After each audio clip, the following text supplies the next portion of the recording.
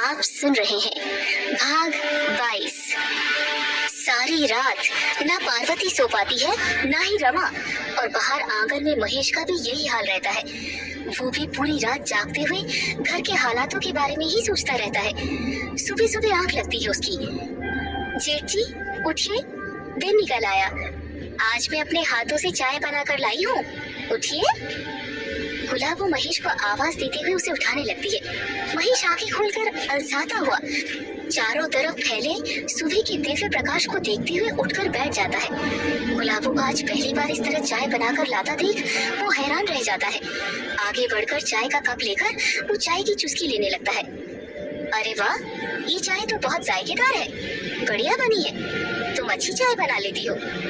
देखो बहू, हम कोई तुम्हारे दुश्मन नहीं है, तुम्हारा अच्छा ही सोचते हैं। माँ और रमा भी बहुत अच्छी है। वो तो पता नहीं कुछ दिनों से इस घर में क्या लगा हुआ है कि किसी का दिमाग ही ठीक तरह से काम नहीं कर रहा। बस उसी में माँ कुछ गुस्सा कर जाती है। तुम बुरा नहीं माना करो, तुम भी अकेली अकेली कमरे में रहती हो, यहाँ सबके साथ सबके बीच बैठ जाया करो कुछ देर। मैं समझ सकता हूँ, तुम अभी नई नई हो और ऊपर से सचिन भी यहाँ नहीं है जिससे तुम अपने मन की बात कह सको। पर रमा से बात करोगी तो देखना, तुम उसे समझ जाओगी। वो बहुत सीधी है, उसके मन में एक डर बैठ गया है। पता नहीं उस रात क्या देख लिया उसने, यही मैं भी सोचता हूँ। ऊपर से वो लीला ताई और आग में घी का काम कर गई।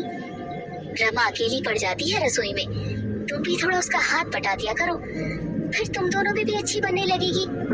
देखना, एक बार सब कुछ सही हो जाने दो, फिर तुम खुद देखोगी कि माँ और रमा दिल की बिल्कुल भी बुरी नहीं है। अभी तो मुझे कल रात की चिंता है माँ को लेकर। उन्होंने भी पता नहीं ऐसा क्या देख लिया, वो भी बहुत डरी हुई है। शायद रमा और लीला ताई की बात उनके दिमाग में जमकर बैठ गई है। मैं आज बात करता हूँ उनसे। महेश चाय पीते पीते बड़े प्यार से गुलाबो को समझाते हुए बोले जा रहा था। गुलाबो भी मीठा मीठा मुस्कुराते हुए महेश की बात को सुनने का नाटक कर रही थी। आप चिंता मत कीजिए जेठ जी, मैं सब संभाल लूंगी। वो क्या है ना कि मुझे भी अपने घर की याद आती है तो दुखी हो जाती हूँ। आज तक कभी उनसे दूर नहीं रही ना। मेरी सौतेली माँ ने मेरे साथ कभी अच्छा व्यवहार नहीं किया। बाबा तो शराबी ठहरे, उनको घर बार से क्या मतलब। बस माँ उसी बात का फायदा उठाकर मुझे कुछ गलत लोगों को बेचना चाहती थी, तभी मैं वहाँ से भाग आई। सचिन ने मेरा हाथ थामा, मैं कभी उनका एहसान नहीं भूल पाऊंगी। मुझ जैसी एक अनजान लड़की को इस घर में जगह दी, भला मैं कैसे इस घर का पूरा होते देख सकती हूँ। आप चिंता मत कीजिए जेठ जी, आज के बाद आपको कोई शिकायत का मौका नहीं मिलेगा। चाय का खाली कप उठाते हुए गुलाबो एक मीठी मुस्कान बिखेरते हुए वहाँ से रसोई में चली जाती है। रमा और पार्वती उठकर जैसे ही रसोई में आती है, सामने गुलाबो को खाना बनाते देखकर वो दोनों आश्चर्य से एक दूसरे का मुंह ताकने लगती है। जिसे आज तक कभी रसोई में एक गिलास पानी खुद लेते ना देखा हो, उसे अचानक इस तरह खाना बनाते देखकर चौंकना स्वाभाविक है। पार्वती की तो हिम्मत ही नहीं पड़ती गुलाबो से कुछ बोल भी सके। रमा जैसे तैसे पूछती है, तुम यहाँ क्या कर रही हो गुलाबो? अब क्या चाहती हो? ये सब नाटक करके क्या मिलेगा तुमको? कितने रूप है तुम्हारे। रमा के इतने कहते ही पार्वती उसका चुपके से हाथ दबाकर चुप रहने का इशारा करती है। अरे माँ जी, दीदी, आप लोग उठ गई? मुझे लगा कल रात वाली घटना से सोई नहीं होंगी आप लोग, तो आज देर तक सोएंगी। मैंने सोचा आज खाना मैं ही बना दूं। मुन्नी बिट्टू और जेठ जी को चाय नाश्ता दे दिया है, आप भी चाय पी लीजिए। पता है, आज जेठ जी को मेरे हाथ की चाय बहुत पसंद आई, बड़ी तारीफ कर रहे थे।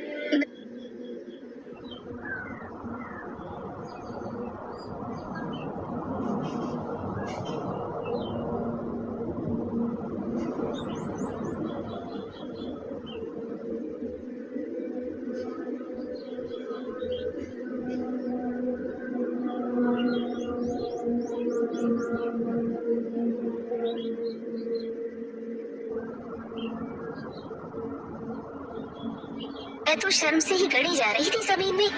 गुलाबो उंगली दांतों तले दबाती हुई रमा और पार्वती की तरफ देखकर बोली। पार्वती तो कल रात वाले वाकये से इतना डर गई थी कि अभी तक उसके हाथ पांव कांप रहे थे।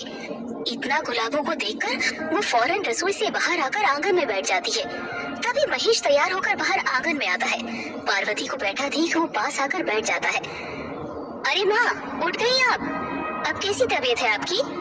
महेश की बात सुनकर भी पार्वती खामोश रहती है। वो बस नीचे मुंह किए सोच में बैठी रहती है। महेश उनके हाथ पर हाथ रखकर दोबारा पूछता है, क्या हुआ माँ, क्या सोच रही हो? आपकी तबीयत कल रात से ठीक नहीं लगती मुझे।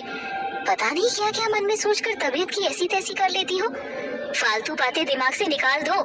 जितना सोचोगी उतना परेशान होगी। मुझे देखो, मेरे साथ कम बीत रही है क्या? खेती ठप, सारा काम ठप, जमा पूंजी भी अब खत्म होने को है। पर मैंने अब सब बाबा जी पर छोड़कर सोचना छोड़ दिया। जो होगा देखा जाएगा। अब तो बाबा जी ही दूर करेंगे सारी परेशानी। हमारे सोचने से क्या होगा? उल्टा सोच सोच के तबीयत ही खराब होगी। महेश पार्वती को समझाते हुए बोला। पार्वती महेश की बात सुनकर सिर्फ उसकी तरफ देखती है, कुछ बोलती नहीं। उसके चेहरे पर एक अजीब सी खामोशी, एक डर साफ झलकने लगता है।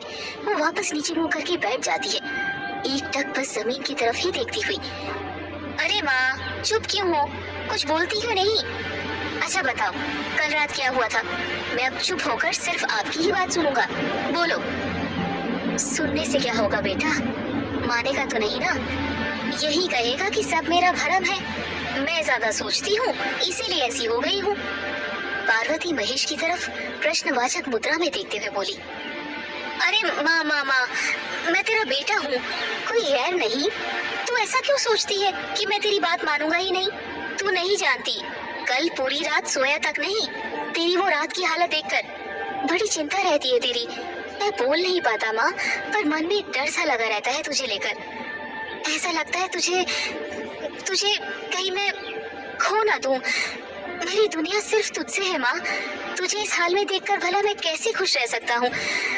अब से तुम अकेले कमरे में नहीं सोना, रमा भी साथ सोएगी तुम्हारे। यदि रमा और तुमको ऐसा लगता है कि रात में आंगन में कोई भयानक डरावना साया बला घूमती है, तो मैं आज से रात में आंगन में ही सोया करूंगा। महेश जैसी आंगन में सोने की बात करता है, पार्वती उसके मुंह पर हाथ रख देती है। नहीं नहीं बेटा, तू आंगन में नहीं सोएगा। भगवान रक्षा करे तेरी, तू सलामत रहे, तुझे कुछ ना हो। मैं तू ना मेरी चिंता मत कर, मैं ठीक हूँ। और हाँ, मैं भूल गई थी, मनोहर भाई साहब एक सिद्ध पंडित जी से सिद्ध की हुई हनुमान जी की अंगूठी और माला लेकर आए हैं सबके लिए। घर में जो कुछ चल रहा है उसे देखते हुए अब सावधान रहना जरूरी है। बेटा, तू नहीं जानता उस खतरनाक बला को। मैंने और रमा ने उसे देखा है, उसके बारे में सोचते ही कभी सी छूट जावे है। बहु बड़ी हिम्मत वाली है। उस दिन उसे देखकर बाहर हिम्मत से खड़ी रही।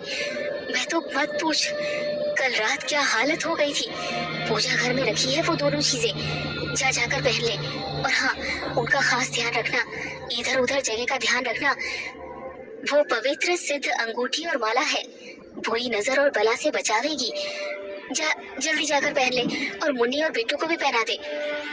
पार्वती अंदर पूजा घर की तरफ इशारा करते हुए महेश से बोली।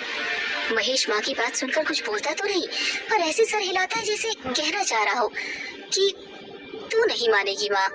महेश उठकर अंदर से वो पोटली उठा लाता है और पार्वती के पास लाकर रख देता है, और बड़ी चुटीले अंदाज में बोलकर माँ को थोड़ा बहलाने की कोशिश करता है।